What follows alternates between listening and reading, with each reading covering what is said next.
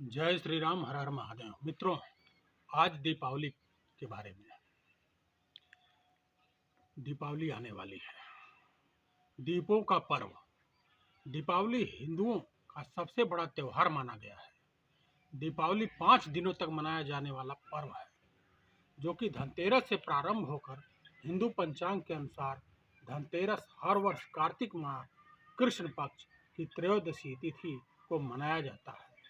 धनतेरस को धन त्रयोदशी के नाम से भी जाना जाता है। मान्यता है कि इस दिन देवताओं के वैद्य भगवान धन्वंतरी का जन्म हुआ था। धनतेरस पर सोने, चांदी, आभूषण और बर्तन की खरीदारी करना बहुत शुभ माना गया है। धनतेरस पर खरीदी गई चीजों में 13 गुने की वृद्धि होती है, ऐसा पौराणिक मान्यताएं हैं। धनतेरस पर भगवान धन्वंतरी, भगवान कुबेर के साथ माता लक्ष्मी की पूजा होती है। इस दिन घरों में दिए जलाए जाते हैं। इस बार दीपावली नवंबर माह में मनाई जाएगी, लेकिन धनतेरस की तिथि के बारे में बाद में बताएंगे। हिंदू पंचांग के अनुसार धनतेरस का पर्व हर वर्ष कार्तिक माह के कृष्ण पक्ष की त्रयोदशी तिथि पर मनाई जाती है। धनतेरस पर लक्ष्मी पूजा त्रयोदशी तिथि के दौरान प्रदोष काल में करने का विधान होता है। इस साल कार्तिक महीने की कृष्ण पक्ष त्रयोदशी शास्त्रों के अनुसार समुद्र मंथन के दौरान भगवान धन्वंतरी कार्तिक कृष्ण त्रयोदशी की तिथि पर अपने हाथों में अमृत का कलश लेकर प्रकट हुए थे। इसी कारण से हर वर्ष दीपावली के पहले त्रयोदशी के रूप में भगवान धन्वंतरी का जन्मदिन मनाया जाता है।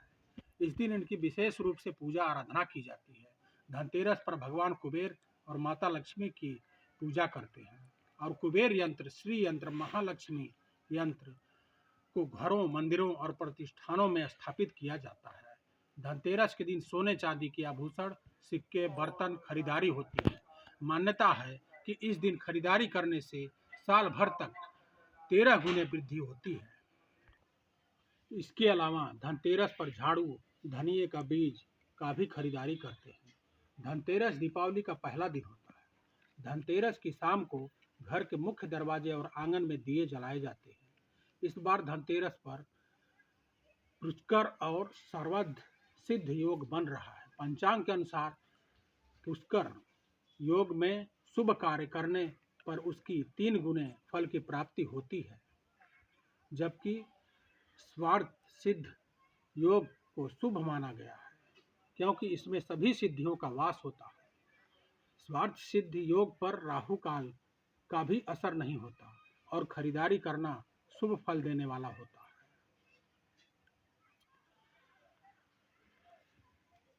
भगवान कुबेर धन्वंतरी महाराज की कृपा सभी भक्त को बनाए रखे। दीपावली पर माँ लक्ष्मी, गणेश एक साथ क्यों पूजे जाते हैं? दीपावली भारत के अत्यंत प्राचीन सांस्कृतिक पर्व है। इस दिन हम धन और समृद्धि के देवी माँ लक्ष्मी एवं विवेक और बुद्धि के देवता भगवान गणेश की पूजा करते हैं। यह हम सब भली भांति जानते हैं कि कोई भी शुभ कार्य गणेश पूजन के बगैर कभी पूरा नहीं होता। गणेश जी बुद्धि प्रदान करते हैं। वे विघ्न विनाशक और विघ्नेश्वर हैं। यदि व्यक्ति के पास खूब धन संपदा है और बुद्धि का अभाव है, तो वह उसका सदुपयोग नहीं कर पाएगा। अतः व्यक्ति को बुद्धिमान और विवेक होना अनिवार्य है। सभी धन के महत्व को समझा जा सकता है। गणेश का विशाल उदार अधिक संपदा का प्रतीक है और सूर्ण कुशाग्र बुद्धि का प्रतीक है। साथ ही उनकी पूजा करने से संकटों का नाश होता है। लक्ष्मी गणेश की एक साथ पूजा व दोनों की कृपा का महत्व कई कहानियों के माध्यम से बताया गया है। पौराणिक ग्रंथों में एक कथा का प्रमाण मिलता है कि लक्ष्मी जी की पूजा गणेश जी के साथ क्यों होती है। आइए जानते हैं ऐसा क्यों होता है। एक बार एक बैरागी साधु राजसुख भोगने की लालसा हुई। उसने लक्ष्मी जी की आराधना की। उनकी आराधना से लक्ष्मी जी प्रसन्न हुई तथा साक्षात दर्शन देकर वरदान दिया। उसे उच्च पद और सम्मान प्राप्त हुआ। दूसरे दिन वह बैरागी साधु राज दरबार पहुंचा। वरदान मिलने से उसे अभिमान हो गया। उसने राजा को धक्का मारकर राजा का मुकुट नीचे गिरा दिया। राजा व उसके दरबारी गण उसे मारने के लिए दौड़े, परंतु इसी बीच राजा के गिरे हुए मुकुट की एक काला नाग निकलकर भागने लगा। सभी चौंक गए। एक साधु की चमत्कार समझकर यह जय जयकार करने लगे। राजा ने प्रसन्न होकर साधु को मंत्री बना दिया, क्योंकि उसी के कारण राजा की जान बची थी। साधु के रहने के लिए अलग से महल दिया गया। वह शान से रहने लगा। राजा को एक दिन साधु भरे दरबार में हाथ खींचकर बाहर लाया। यह देखकर दरबारी जन पीछे भागे। सभी बाहर जाते ही भूकंप आया, भवन खंडहर में तब्दील हो गया। उसी साधु ने सबकी जान बचाई। अतः साधु का मान सम्मान बढ़ गया, जिससे उसकी अहंकार की भावना विकसित हो गई। राजा के महल में एक गणेश जी की प्रतिमा थी। एक दिन साधु ने वह प्रतिमा यह कहकर वहां से हटवा दिया, यह प्रतिमा देखने में बिल्कुल अच्छी नहीं है। साधु की इस कार्य से गणेश जी रुष्ट हो गए। उसी दिन से उस मंत्री बने साधु की बुद्धि बिगड़ गई, वह उल्टा पुल्टा करने लगा। तभी राजा ने उस साधु से नाराज होकर उसे कारागार में डाल दिया। साधु जेल में पुनः लक्ष्मी जी की आराधना करने लगा।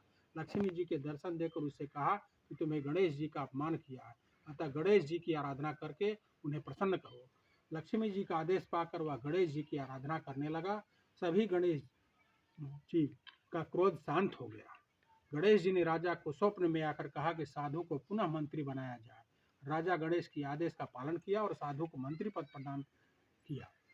इसी प्रकार लक्ष्मी और गणेश जी की पूजा साथ साथ होने लगी। बुद्धि देवता गणेश जी भी उपासना लक्ष्मी जी के साथ अवश्य करनी चाहिए, क्योंकि यह लक्ष्मी आ भी जाए तो बुद्धि का उपयोग बिना उन्हें रोक पाना मुश्किल है। इस प्रकार दीपावली की रात्रि में लक्ष्मी जी के साथ गणेश जी की पूजा आराधना की जाती है। जय माँ लक्ष्मी, जय श्री गणेश जी महाराज।